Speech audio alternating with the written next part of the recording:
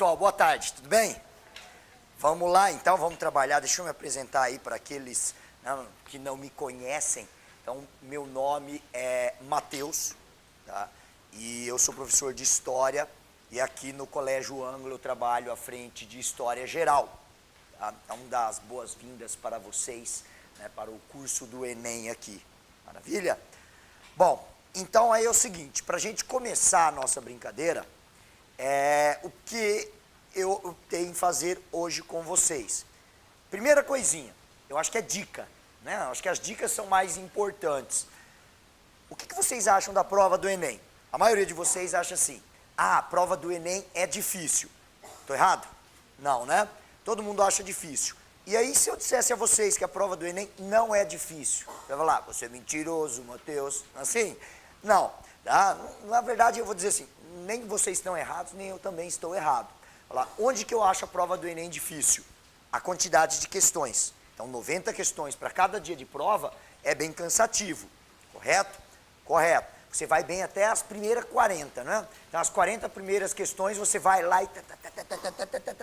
Depois das 40, você C, D, A, C, já vai direto para o gabarito, nem vou ler. Não é assim? Vai meio que no chute. Então, isso, de fato, torna a prova difícil. Mas aí tem o seguinte, o que é que o pessoal argumenta? Que isso também faz parte da avaliação, para ver como você sabe lidar com essa questão do cansaço, como você lida com essa questão da pressão.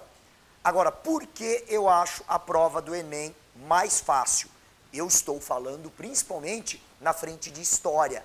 Tá? Na verdade, não existe esse negócio de frente de história. Quando você pega o caderno aqui, esse daqui é Ciências Humanas, não é esse que vocês trouxeram? Então, Ciências Humanas envolve que disciplinas? História, Geografia, Filosofia, Sociologia, não é assim? E as questões, elas são todas interdisciplinares. E se você pegar as provas, as questões, elas não são difíceis porque elas não são detalhistas. O que é que o Enem, ele pede? Vocês pegaram o material, vocês fizeram uma leitura do início do material? Tá vendo? Já começa por aí. Eu só vou dar umas dicas, eu não vou ler isso aqui com vocês. Só vou dar umas dicas, ó. Se você pegar o seu caderninho bonitinho aqui, você vê lá na página... Peraí. Lá na página 10. Se você quiser, não precisa nem pôr lá. Só lá, só na página 10. Ele começa assim, ó. Análise das competências da área de ciências humanas e suas tecnologias. Não tem história, geografia, filosofia. É a área das ciências humanas. E nós temos 6 competências que eles vão avaliar. 6. Só. Aí você vai lá, ó, compreender os elementos culturais que constituem as identidades. Área 2. Compreender as transformações do espaço geográficos. Compreender a produção do papel histórico das instituições sociais. Entender as transformações tecnológicas, utilizar os conhecimentos históricos para compreender e valorizar os fundamentos da cidadania, compreender a sociedade e a natureza, reconhecendo suas interações no espaço. Bom, o que ele está querendo dizer? Em linhas gerais, o que ele cobra? Quando você vai ler uma história, eu pergunto a você assim, uma história, qual que é? Chapeuzinho Vermelho. Ele tem um enredo, não tem? Então, onde, olha só, história é isso aí, ó, história, geografia, mas principalmente na área de história, ó, onde está acontecendo isso tudo? Isso é uma competência. Se você não sabe onde isso está acontecendo, você está perdido. E aí não é só onde, é quando isso está ocorrendo. E terceiro, não é onde, quando e quem está participando dessa história. Não são os 3 elementos básicos? Ó, só aí você já tem 3 dessas competências. Se você olhar, você vai encontrar isso aí. Aí tem outros fatores, né, que também seriam importantes. Então, dentro desse contexto, começam a aparecer lá algumas instituições. Essas instituições são instituições humanas. Que papel elas desempenham para a história ou dentro da sociedade? Qual é a forma com que você ou esses personagens, eles interagem junto com a natureza? E aquilo tudo que é criado pelo homem, se nós pegarmos dentro da própria história, ela tem uma consequência? Tem ou não tem? O que é que fez pegar a história da Bela Adormecida? O que é que faz a danadinha dormir? A maçã, Mateus, ela comeu uma maçã envenenada. Não é assim? Então, a história, ela basicamente é isso aí. Não tem grandes segredos. E é isso que ele vai cobrar de vocês na prova. Vocês querem ver? Peguem as questões, vocês podem escolher qualquer uma delas. Seja lá da geografia, seja de sociologia, é isso que eles vão acabar requisitando de vocês. Tá bom? E para a gente começar então a trabalhar, eu não optei por um único tema. Então tem 2 temas que eu escolhi, vamos ver se dá tempo para nós trabalharmos todas hoje, mas 2 temas que eu escolhi para nós discutirmos. Então, quais seriam os 2? Eu até fiz a colinha aqui porque está em páginas, né? Eu não segui um tema só. Então, está dividida lá em páginas. Então, nós temos relação, né, à economia, então, Revolução Industrial, crise de 29 e sociedade. Esses são 2 temas bacanas para o Enem. Tá? E se você perguntar, falar, Mateus, cai muita história geral? Não. Isso é legal do Enem também. Eu acho muito legal. O Enem ele trabalha basicamente questões relativas ao Brasil. Mas é óbvio que não dá para ficar só no Brasil. Então tem várias situações em que nós temos que nos remeter àquilo que está acontecendo na Europa, aquilo que está acontecendo na Ásia ou na África. Então essas relações o Enem acaba cobrando. É aquilo que eu disse. Tempo, espaço. Quais são os 3 elementos básicos mais importantes? Onde, quando e quem. Vocês concordam comigo? Quer ver? Então vamos começar? Então vamos falar de Revolução Industrial, tá? Desse assunto Revolução Industrial. Eu vou começar pela página 22, mas antes disso eu quero dar um geralzinho aqui para vocês. Vocês lembram o que é Revolução Industrial? Ah, eu sei, Mateus, Revolução Industrial é um assunto fácil. A Pro ensinou isso há muito tempo. Ela falou, Revolução Industrial, meus queridinhos, é quando os homens passaram a utilizar as máquinas para produzir mercadorias. Certo ou errado? Certo. Quando as máquinas elas passaram a desempenhar um papel que antes era realizado somente por quem? Pelos homens. É isso? É. Agora, a pergunta seria, qual o impacto que a Revolução Industrial teve sobre os homens, já que ela passa a substituir o homem nessa tarefa? Vocês entenderam? O impacto da Revolução Industrial, sem dúvida nenhuma, né, não dá nem para questionar, ele foi muito mais do ponto de vista social do que do ponto de vista econômico. Porque do ponto de vista econômico, se eu perguntasse, a introdução das máquinas melhorou o quê? Você vai falar, Mateus, aumentou a produção. Certo ou errado? Certo. Agora, qual o impacto social? Você citaria desemprego, Mateus, surgimento de uma nova classe social. Qual é a classe social que surgiu aí? Proletariado, é o operariado. Na verdade, eu sempre digo assim, é o tal do pobre que mudou de nome. Né? Antes era camponês, servo, escravo, aí vira proletário. E aí, mas falar mais, essa mudança de nome, o surgimento dessa nova classe social, olha como foi importante. Esses trabalhadores vão se identificar enquanto classe social. Eles vão se reconhecer enquanto parte, componente de uma sociedade. E sabe o que é mais legal? Eles vão falar, cara, eu sou importante para essa sociedade. E pela primeira vez na história, então, começa a surgir uma ideologia da classe trabalhadora. Como é que vocês chamam essa ideologia da classe trabalhadora, onde os trabalhadores, eles querem uma sociedade mais igualitária? Como é que a gente chama isso? Socialismo. É ou não é no século XIX que surge isso tudo? E aí os trabalhadores, eles começam a se organizar. Agora, é só isso? Não. Tem outros fatores mais que vocês têm de saber identificar dentro dessa temática, que é a Revolução Industrial. Isso é bom, se encontrar enquanto classe? Sim, mas havia emprego para todo mundo? Será que o salário era um salário justo e esses trabalhadores, eles tinham direito nessas novas empresas que acabaram surgindo, que seriam as grandes indústrias? Não. Tá? Então, essa é a discussão. Se vocês pegarem a maior parte das provas, não é só Enem não, eu digo assim, nos vestibulares, eles trabalham com essa temática. E se a gente jogar assim dentro, porque tem algumas questões que a gente não consegue identificar, se é história ou se é geografia. Vocês conseguem, às vezes, fazer a diferença? Às vezes não. Você chega pro professor assim, ô professor, resolve isso aqui para mim. Eu falei, cara, isso aqui é sociologia. Né? O professor fala, pergunta pro professor de sociologia que ele explica até melhor isso aí para vocês. Tá? Mas é exatamente isso que eu estou dizendo a vocês. Tá? É difícil de identificar em alguns casos, mas você precisa juntar todo esse conhecimento. Tá bom? Pega lá na página 22, então. Página 22, exercício 2. Tá? Até eu tenho a minha colinha aqui, ó. Vamos começar exercício 2. 22, deixa eu achar aqui também. Opa, exercício 2. É uma questão do Enem 2010. Ah, vem cá, outra dica. Tá? Todas as questões do Enem, elas têm texto, vocês repararam? Quem pegou a prova do ano passado, principalmente, você deve ter percebido que tem muitos textos. E a maioria dos alunos não faz a leitura. E a leitura, ela tem que ser feita. Porque lá você consegue identificar a resposta e achar a resposta. Uma boa parte delas está nos enunciados. Se não fizer a leitura, já era. Tá? Você fica com preguiça, não fica? Por quê? Porque os vestibulares tradicionais, eles criaram um método que é muito sacana. Ontem mesmo eu estava resolvendo um exercício, né, da Federal de Santa Catarina, fazendo a leitura, falei, vamos ler lá. Peguei o texto e...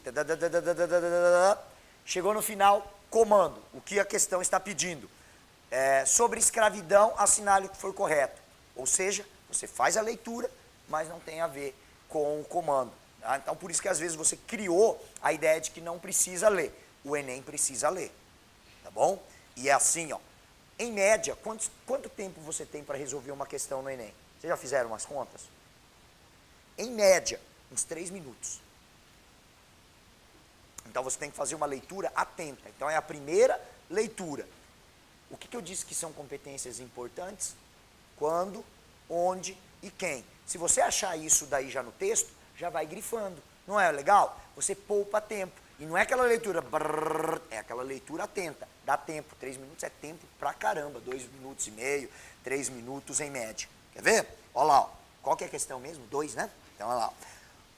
Homens da Inglaterra, por que arar para senhores que vos mantêm na miséria?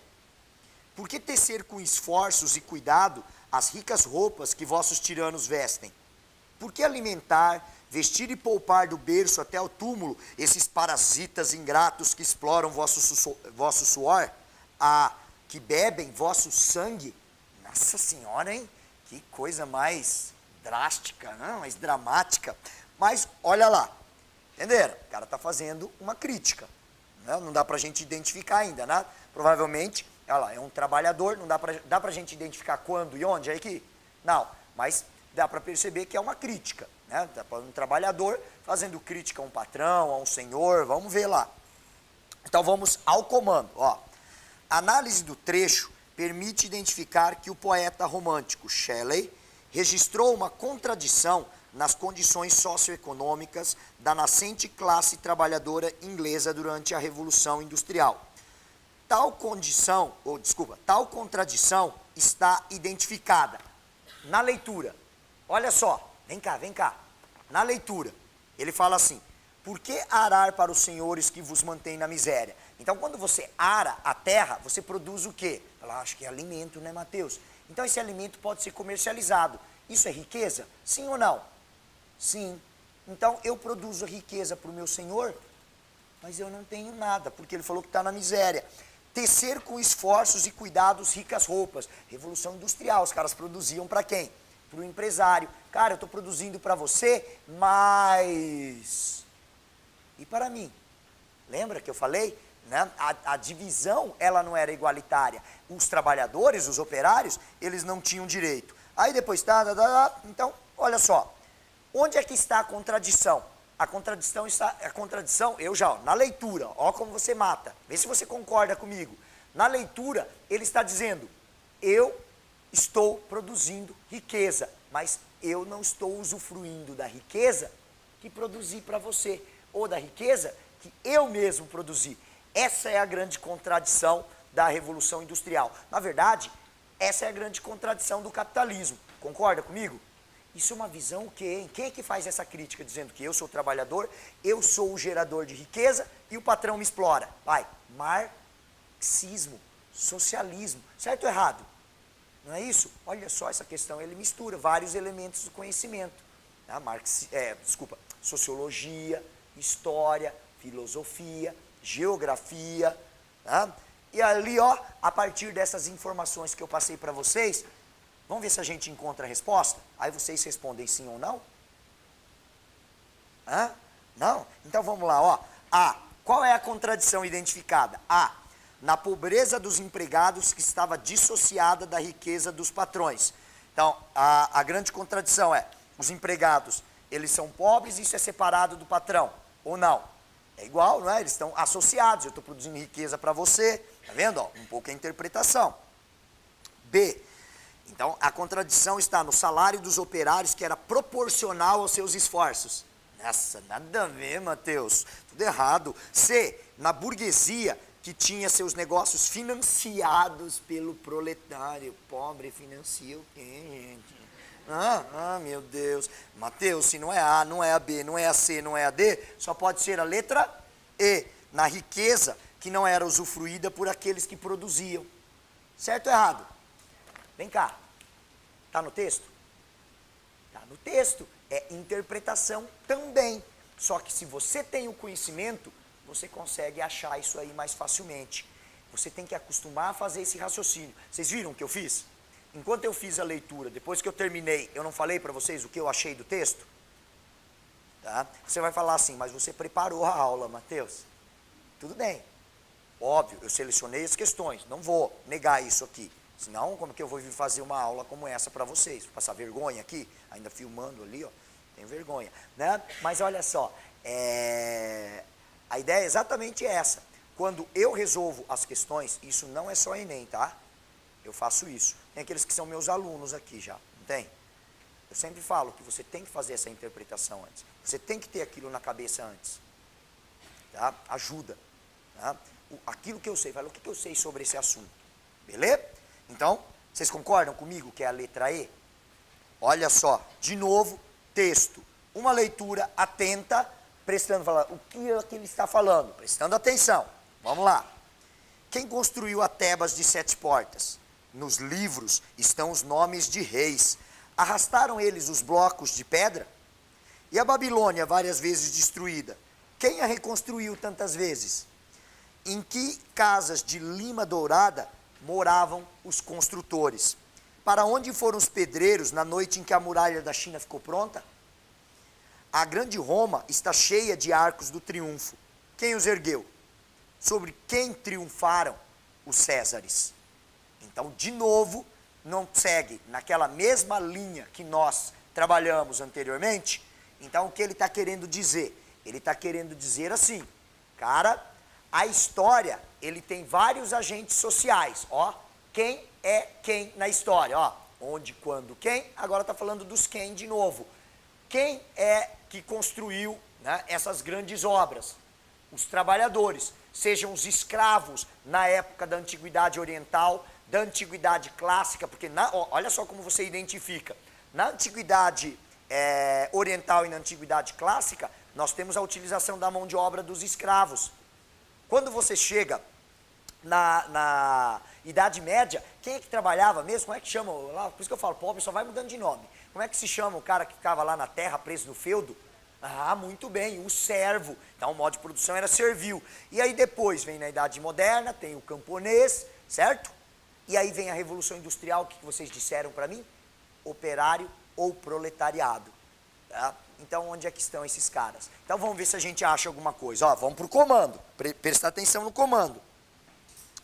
Partindo das reflexões de um trabalhador que lê um livro de história, o autor censura a memória construída sobre determinados monumentos e acontecimentos históricos. A crítica refere-se ao fato de que, bom, de uma maneira geral, é aquela ideia. A crítica refere-se a quê? Que a história, ela é construída por quem?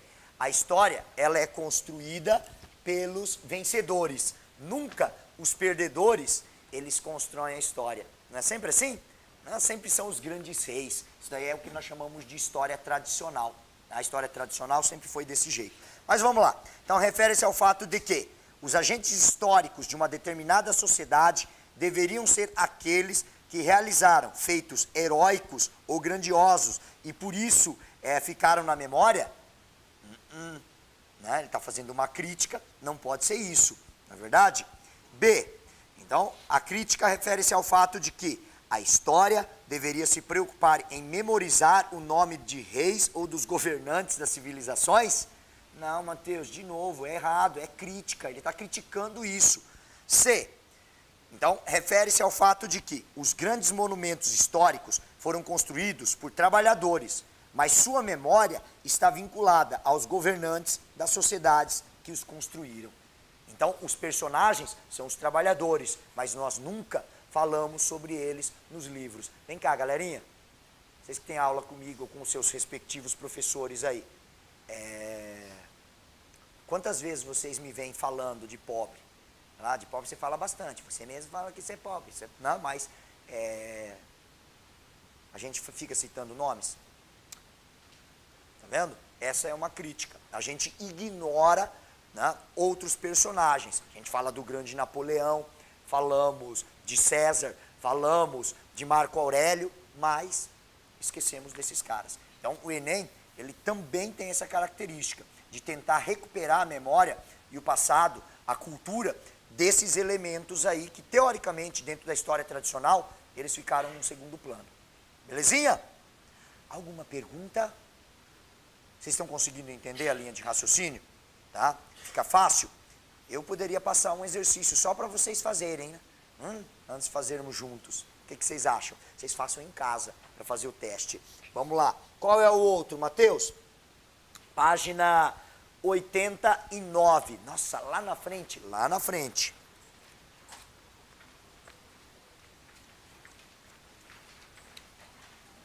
Exercício 1. Página 89, exercício 1.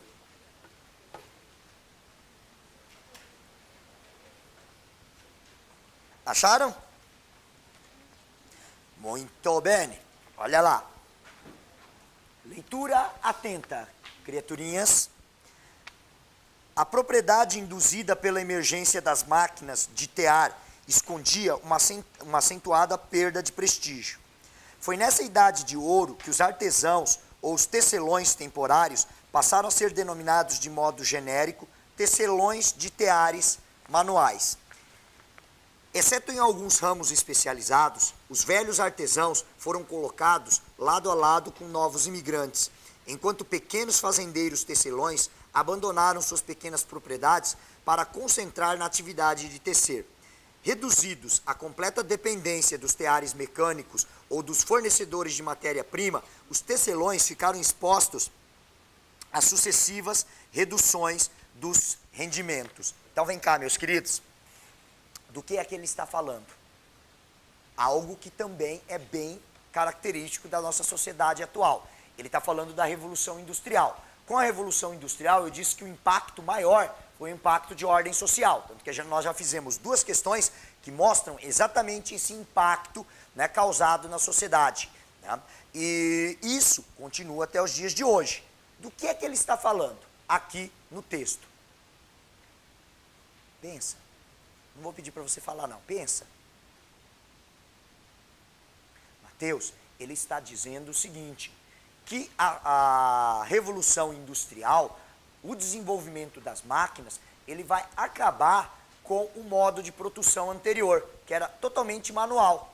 E não é só isso, ele acaba com a produção manual porque essa produção não conseguia concorrer com a produção industrializada, com as maquinofaturas que nós costumamos falar. Tá? Então a dependência das máquinas vai aos poucos acabando com esses trabalhadores manuais, ou o advento das máquinas. Alguém faria uma comparação com os dias de hoje? Me daria um exemplo de um setor onde as máquinas aos poucos vão substituindo os homens, e até aqui no Brasil já é uma lei. Se eu não me engano, nós estamos no final desse ano ou ano que vem, já não pode-se mais utilizar essas máquinas na colheita desse produto. Cana, né? Eles vão acabar, porque eles falam que não é uma questão dos trabalhadores, é porque a queimada das canas, ela contribui, né, para a emissão de gás carbônico na natureza. Então, como eles querem diminuir né? Eles querem acabar com os trabalhadores que trabalham no corte da cana, ou seja, boia fria. E aí a pergunta que eu faço, como que eles vão remanejar aquela quantidade grande de trabalhadores para outros locais?